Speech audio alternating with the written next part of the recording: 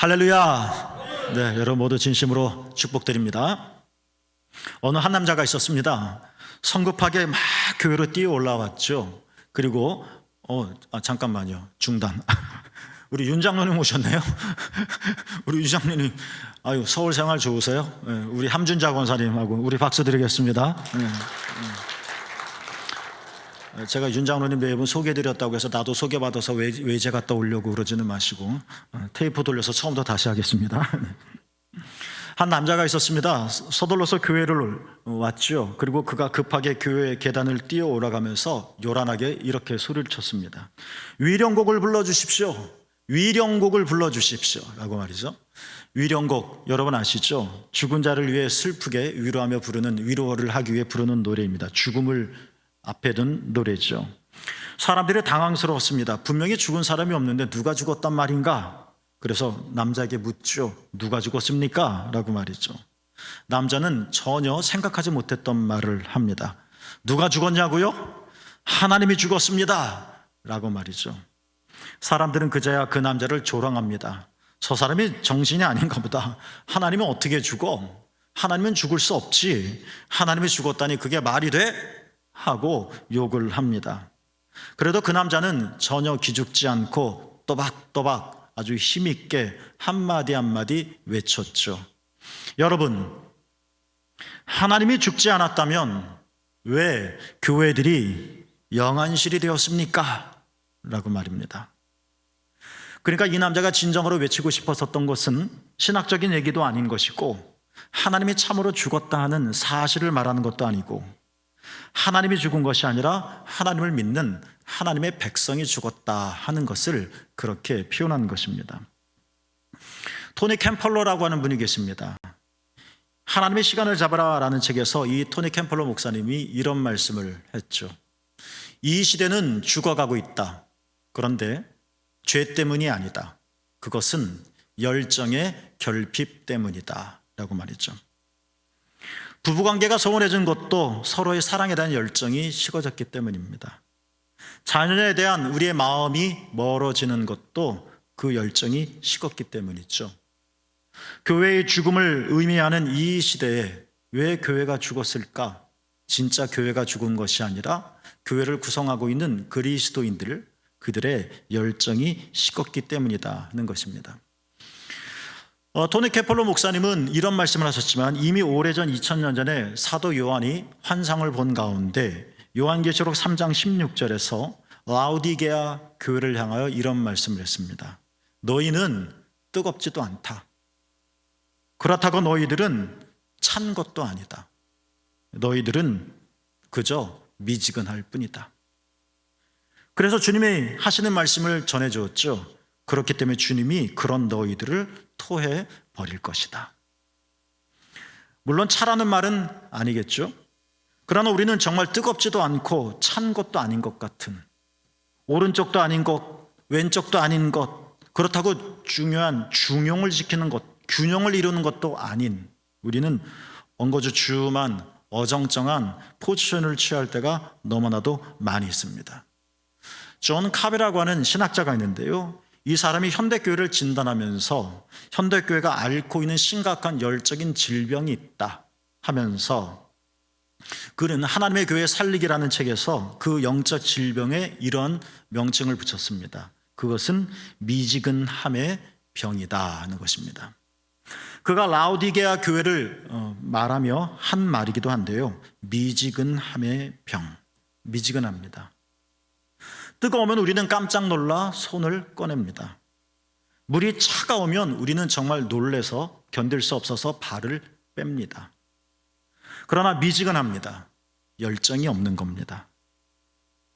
여러분은 그러시지 않겠지만 우리 대부분 현대교인들은 어떨까요? 우리의 삶 속 우선순위 가운데 신앙은 몇 번째입니까? 첫 번째인 분도 계시고 예수님을 위해서 죽음을 불사하는 분도 계실 겁니다. 그러나 셀 수는 없지만 많은 그리스도인들이 신앙은 내 삶 속에서 세 번째, 두 번째, 아니면 더 뒷자리를 차지하고 있는지도 모릅니다. 여러분 가운데 교회 안 나오는 분 안 계시고, 여러분 중에 예수님을 부인하는 분도 안 계시고, 여러분 가운데 신앙의 무익함을 말하고 있는 분도 아무도 없습니다. 저는 지금 우선순위를 말하는 겁니다. 물이 없느냐 있느냐를 말하는 것이 아닙니다. 뜨겁냐 차갑냐 아니면 미지근하냐를 묻고 있는 겁니다. 오래전 주님께서 이런 말씀하셨습니다. 마태복음 11장 17절에서 주님이 피리를 불어도 춤을 추지 않는구나. 주님이 애곡을 해도 너희가 울지 않는구나. 이상하죠? 우리는 드라마를 보고도 감동을 받으면 눈물을 감출 수가 없습니다. 우리는 공포 영화를 보면 나도 모르게 무서워서 눈을 가립니다. 코미디 영화라도 보면 우리는 어린 아이처럼 박수를 치며 깔깔깔깔 거리고 웃습니다. 이게 정상적인 사람이죠. 그런데 주님이 피리를 불어도 우리는 춤을 추지 않는다. 주님이 얼마나 슬프신지 애곡을 하는데도 우리는 눈물 한 방울 흘리지 않는 게 아니라 못한다. 디모데후서 3장에 보면 바울이 마지막 날에 일어날 징조에 대해서 아주 현실적인 표현을 했습니다.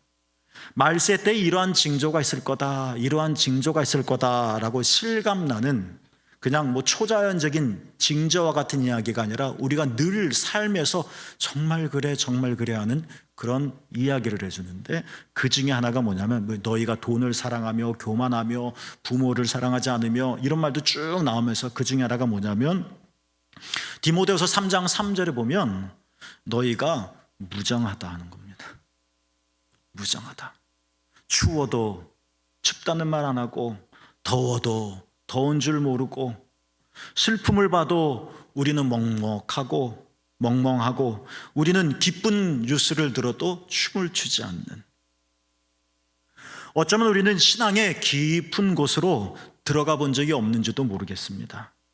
물은 파면 팔수록 신선하고 깨끗하고 시원한데, 그처럼 우리도 예수 그리스도의 이 신앙의 깊이로 들어가면 들어갈수록 우리가 상상하지 못한 놀라운 일들이 일어날 텐데, 그 깊은 곳으로 들어갈 생각도 하지 못하고 들어가 보지도 못했기 때문에, 마치 누가복음 5장에서 예수님께서 베드로를 부르실 때 하셨던 명령처럼 고작 우리는 얕은 곳에서, 바다는 바다지만 얕은 곳에서 그물을 내리고 있는 폭인 것 같습니다.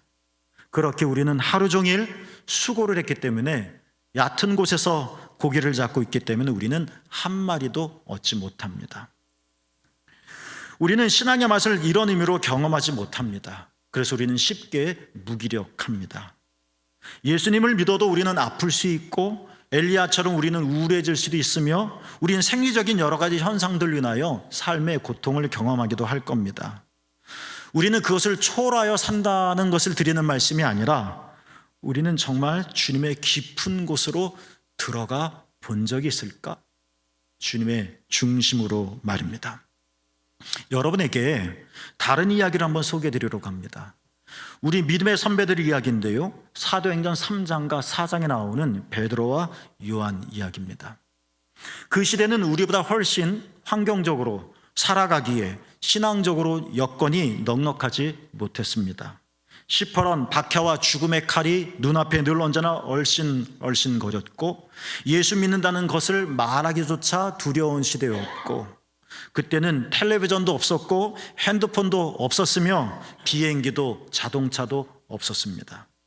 그들이 교회 가서 주일날 예배 드리려면 수만 걸음 걸어가야 했을 것입니다. 그것도 들킬까 봐 조심조심, 한마디로 목숨을 건 모험 같았습니다. 그러나 그들은 이렇게 몸 행동 거지는 조심조심했지만 다른 것이 하나 있었습니다.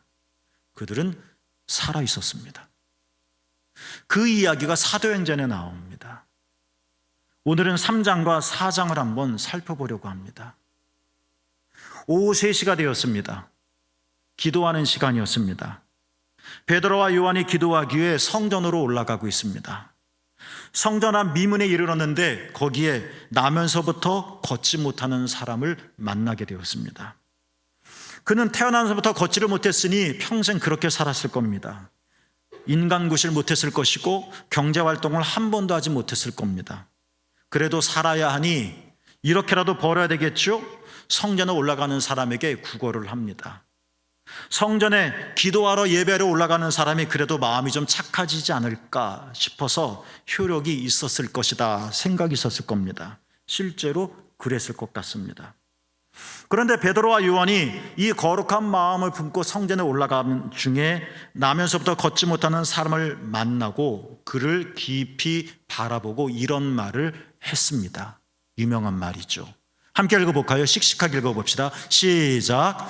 은과 금은 내게 없거니와 내게 있는 것을 내게 주노니 나사렛 예수 그리스도의 이름으로 일어나 걸으라. 할렐루야. 베드로에게 은과 금이 있었느냐, 이건 중요한 문제가 아닙니다. 과장이겠지. 은과 금은 있었을 수도 있습니다. 없어도 상관없습니다. 몇 푼은 있었을지도 모르겠습니다. 그거 없어도 괜찮습니다. 그게 중요한 문제는 아닙니다. 베드로에게 돈이 있었는데 도와줄 마음이 없었느냐, 그런 얘기를 하는 것도 아닙니다. 도와주고 싶었을 겁니다. 그러나 베드로와 요한은 말합니다. 내게 은과 금은 없다. 내가 너에게 줄 수 있는 실제적인 도움책은 없다. 그러나 내게 있는 것을 너에게 준다. 그것이 뭡니까? 나사렛 예수 그리스도 이름으로 일어나 걸어라. 놀라운 일이 일어났습니다. 그는 즉시 일어났습니다. 그 사람에게 동냥을 하던 사람들은 그 걷지 못하는 안진뱅이에게 돈을 통해서 하루를 살게는 할 수 있었습니다. 그러나 또 벌어야 했습니다. 그 사람에게 오늘 빵을 제공할 수 있었지만 그러나 그 사람은 또 구걸하며 살아야 했을 것입니다. 그건 삶이 아닙니다. 이 사람이 즉시 일어나 걸었다는 것은 하나의 진짜 놀라운 치유 사건이기도 하지만 동시에 이것은 육체적인 이야기만이 아니라 그의 삶을 이야기하는 것이기도 합니다. 우리의 비굴한 삶을 계속 무한 반복하게 사는 이 굴레를 벗어나지 못하는, 조금 나아졌다가 다시 반복되는 그러한 사람을 끝내주는 것입니다. 새로운 삶으로 나아가게 하는 것입니다. 당장 돈 몇 푼이 필요해서 그 돈을 쥐어주는 것도 유익한 일이지만 그 억압의 사슬과 저주의 사슬을 끊어주는 것입니다. 어떻게 해요? 내게 있는 것을 내게 주노니 나사렛 예수 그리스도 이름으로 일어나 걸어라.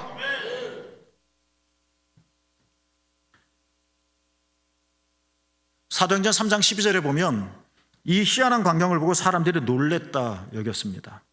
저 사람 도대체 누구야? 수근수근거립니다. 그때 베드로는 이 무사람들에게 말합니다. 여러분, 내가 개인의 능력으로 이 사람을 걷게 하신 줄 생각하지 마십시오. 나는 아무 능력이 없습니다. 내가 금과 은이 있다 할지라도 이 사람을 회복시켜 줄 수는 없습니다. 내가 은과 금 그 이상의 보화가 있다 할지라도 이 사람을 살릴 수는 없습니다.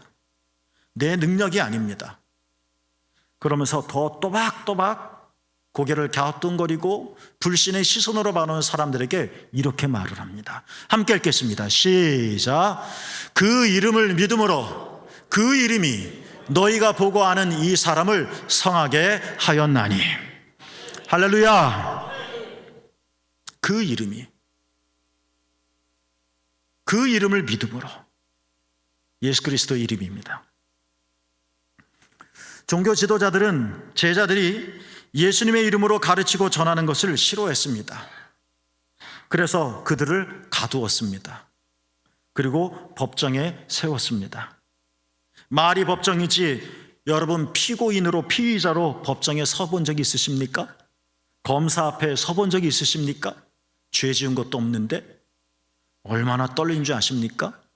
머릿속으로 내가 이런 말을 해야지 가득하지만 정작 한마디 안 나올 거려? 논리적으로 말 못할 거려? 법정입니다. 나를 죽이라고 한 사람, 나를 욕되게 하라는 사람, 눈에 다 보이는데 그 사람들 앞에 서 있습니다. 떨릴 거리죠? 떨릴 거려? 이렇게 종교 지도자들은 너희가 왜 예수 이름을 가르치냐? 너희가 왜 예수 이름을 전하느냐? 싫어하며 가두고 법정에 세웠죠. 그러나 베드로 요한은 어떻게 한지 아십니까? 그곳에서도 성령이 충만하여 이렇게 말을 합니다. 다시 한번 읽어보겠습니다. 시작. 나사렛 예수 그리스도의 이름으로 이 사람이 건강하게 되어 너희 앞에 섰느니라. 여러분, 이건 증명이 아닙니다. 예수 그리스도의 이름 말하지 마 하는 위협 앞에서 한 말입니다. 단순히 신학적인 설명이 아닙니다. 논증이 아닙니다. 말하지 마라는 공격 앞에서 그런데 예수님의 이름을 말하는 겁니다. 이건 장난이 아닙니다. 실제입니다. 나사렛 예수 그리스도의 이름으로 이 사람이 건강하게 되었습니다 라고 말했죠. 제가 세 개의 성경 구절을 소개해드렸는데 사도행전 3장과 4장을 읽어보면 이해도 많이 있습니다.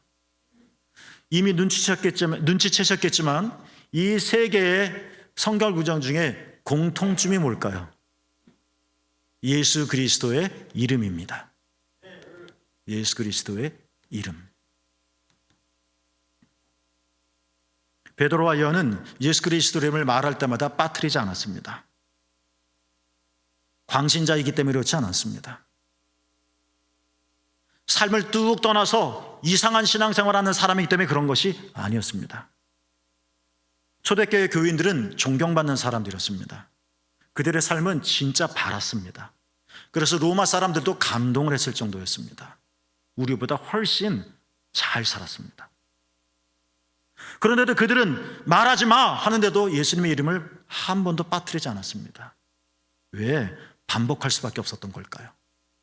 생각이 없었던 걸까요? 사도행전 4장 13절에 보면 이런 말을 합니다. 베드로와 요한은 종교 지도자들이 보기에 배운 것 없는 보잘것없는 사람으로 비춰졌습니다. 맞습니다.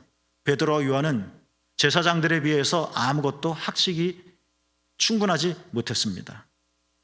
사도행전 4장 13절 함께 읽겠습니다. 시작. 그들이 베드로와 요한이 담대하게 말함을 보고 그들을 본래 학문 없는 범인으로 알았다가 이상히 여기며 또 전에 예수와 함께 있던 줄도 알고. 이 긴 문장을 하나하나 뜯어봅시다. 종교 지도자들은 베드로를 요한을 어떻게 보았습니까? 본래 학문 없는 평범한 사람으로 알았다. 그런데 이렇게 담대해? 논쟁이 이루어지는 속에 내가 아는 것이 하나도 없으면 우리는 땀을 흘릴 겁니다. 아무것도 없는 범인입니다. 그런데 어찌 이렇게 담대해? 참 이상하다. 살펴봅니다. 새롭게 당연한 사실을, 그러나 놀라운 사실을 하나 발견하죠. 그게 초록색 글씨입니다. 또 뭘 알았습니까? 전에 이들이 예수님과 함께 있었던 자들이구나 하는 것도 알았다는 겁니다. 그렇습니다, 여러분. 저는 여러분에게 이런 질문을 드렸습니다. 예수 이름을 말하지도 마. 그러나 그들은 말합니다. 나사렛 예수 그리스도의 이름으로 이 사람이 건강하게 되었습니다. 멈추지 않았습니다. 왜 그랬을까요? 왜 반복하는 걸까요? 그들은 예수와 함께 있던 사람들이었기 때문에 그렇습니다. 그러니까 그들은 예수님과 함께 있었고 베드로와 요한은 예수님을 알았고 베드로와 요한은 예수님을 믿었고 보잘것없는 사람이었었지만 그들은 예수 그리스도를 아는 사람이었다. 예수 그리스도와 함께 있는 사람들이었다. 여러분, 그리스도는 누굽니까? 어떤 사람을 우리는 기독교인이라고 말하는 겁니까? 여러분은 예수 그리스도와 함께 있는 자이시죠? 계속 볼까요? 사도행전 4장 18장에 종교 지도자들은 베드로와 요한을 가리켜서 앞으로는 예수 이름으로 말하지도 말고 가르치지도 말아라 하고 엄중히 경고합니다. 그러나 베드로와 요한은 이렇게 대답합니다. 사도행전 4장 20절입니다. 함께 읽겠습니다. 시작. 우리는 보고 들은 것을 말하지 아니할 수 없다. 너무나도 위대한 말입니다. 말하지 마. 그런데 대답합니다. 여러분, 우리는 예수님을 말하지 않을 수가 없습니다. 당신이 내 입을 가둔다고 해서 내가 말하지 않을 수 없는 것이 아닙니다. 당신이 나를 포악하게 만든다고 해서 내 입이 닫히는 것이 아닙니다. 내 안에 예수님이 계십니다. 내가 보았습니다. 내가 들었습니다. 내가 함께 있습니다. 그분을 어찌 말하지 않을 수 있겠습니까? 감옥에 가둔다고 말하지 않을 수 있겠습니까? 위협한다고 입을 다물게 하겠습니까? 너무나도 멋진 말입니다. 예수를 말하지 않을 수 없다. 나와 함께 하시는 예수님, 내가 믿는 예수님, 나를 구원하신 예수님, 나의 모든 것이 되시는 예수님, 나는 멈출 수가 없다.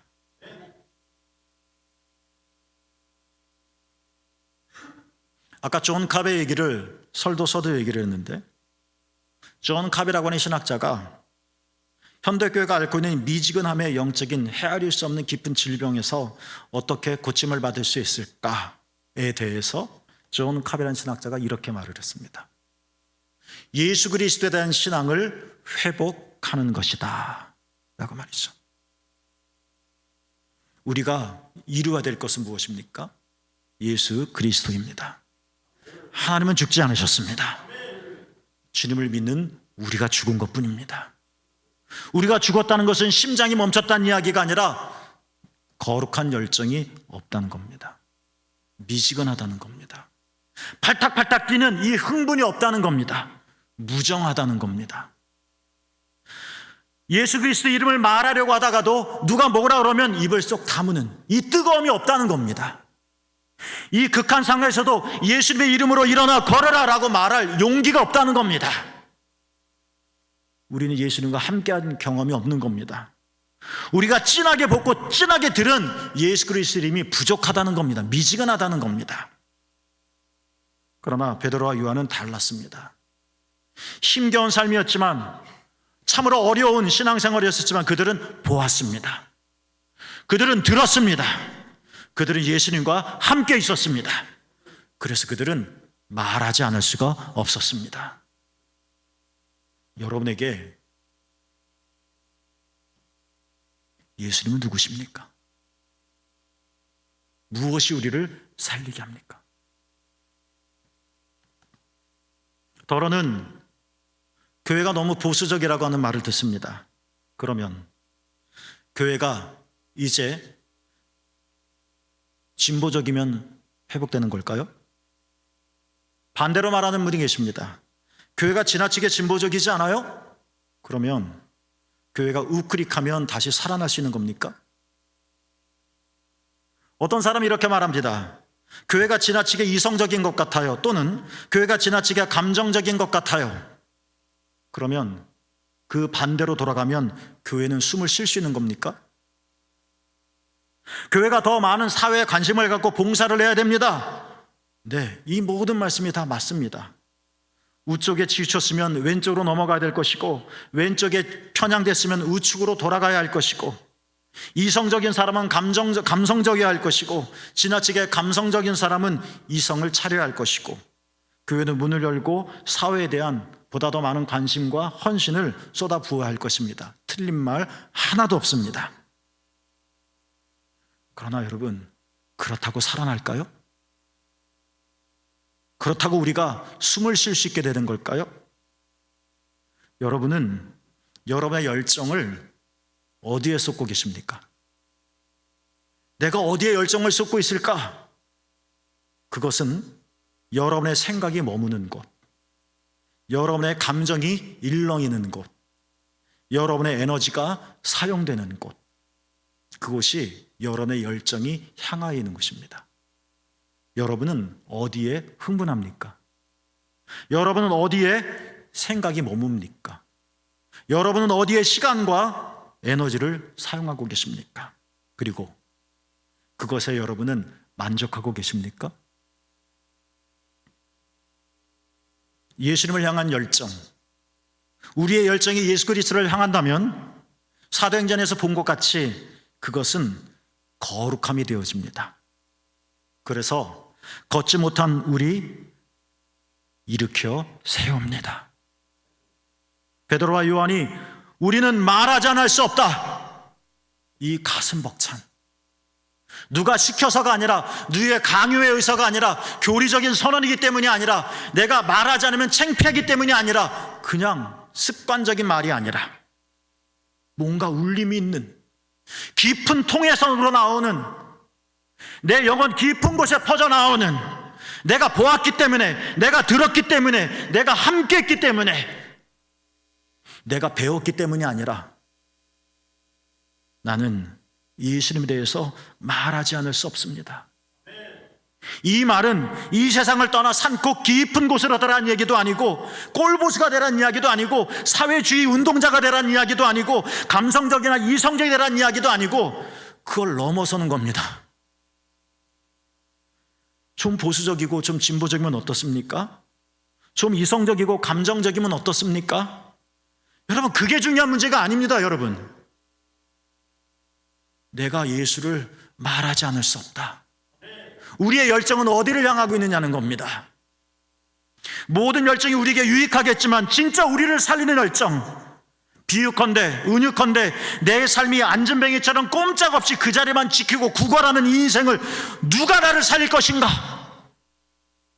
예수 그리스도 이름으로 일어나 걸어라.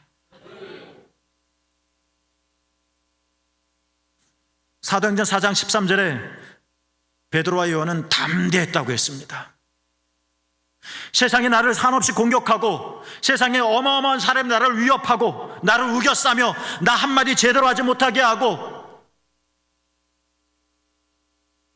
그저 고개를 숙일 뿐이고 허리를 굽힐 뿐인, 그냥 순응하며 살 수밖에 없는 이 시대에 나를 담대하게 하는 것이 뭘까요? 나를 담대하게 하는 것. 여전히 나에게 화살이 돌아오다 올지라도 나는 내 걸음을 걸어갈 수 있게 하는 이 힘, 어디서 오는 걸까요?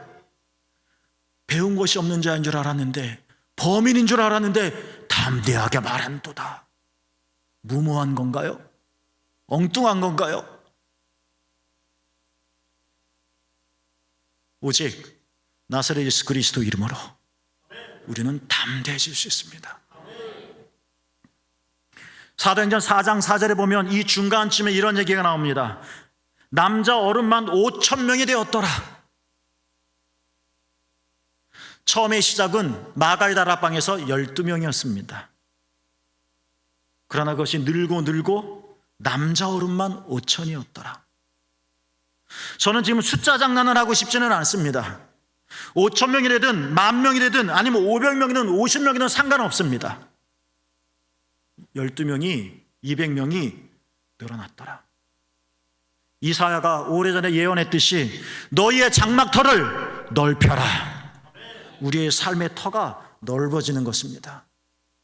이 조그만 땅덩어리 안에서 우리가 아웅다웅 싸우면 네가 오르니 내가 오르니, 이 유한하고 세속적인 것에서 피를 튀기며 싸우는 것이 아니라 우리의 가슴이 넓어지며 영적인 지경이 확장되어지며 어마어마한 것들을 봐며 산 너머를 우리가 희망하며 12명 가지고 우걱우걱 사는 것이 아니라 5,000명이 되는 겁니다. 어떻게 가능합니까? 예수 그리스도 이름으로.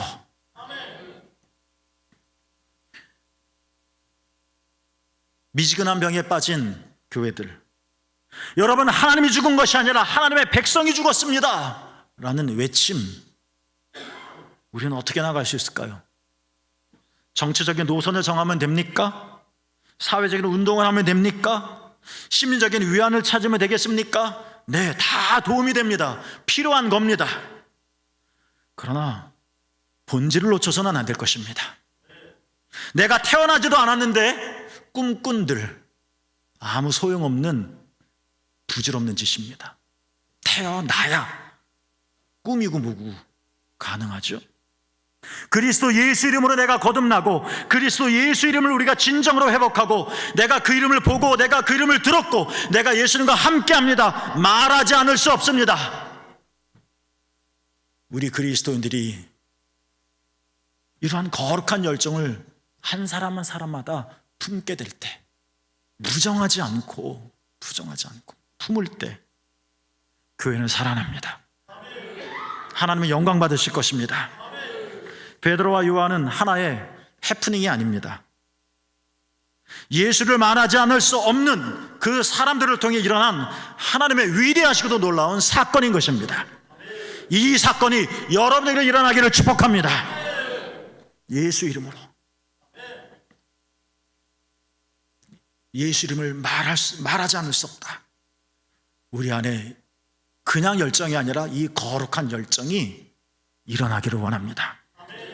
우리는 모든 것을 얻게 될 것이고, 우리 삶은 다시 힘을 얻어, 두 다리에 힘을 얻어 걷고 뛰고 하나님을 찬양하게 되어질 것이고, 우리는 구원에 이르게 되어질 것입니다. 아픈 자는 회복되어질 것이고, 상한 자는 온전해질 것이고, 우리는 기쁨의 노래를 부르게 되어질 것입니다. 예수 그리스도 그 이름을 우리가 회복할 때 말입니다. 이 거룩한 열정, 살아있는 열정, 영생을 얻게 하는 이 열정이 여러분 우리 모두에게 가득하기를 주님의 이름으로 축복합니다. 기도하겠습니다. 하나님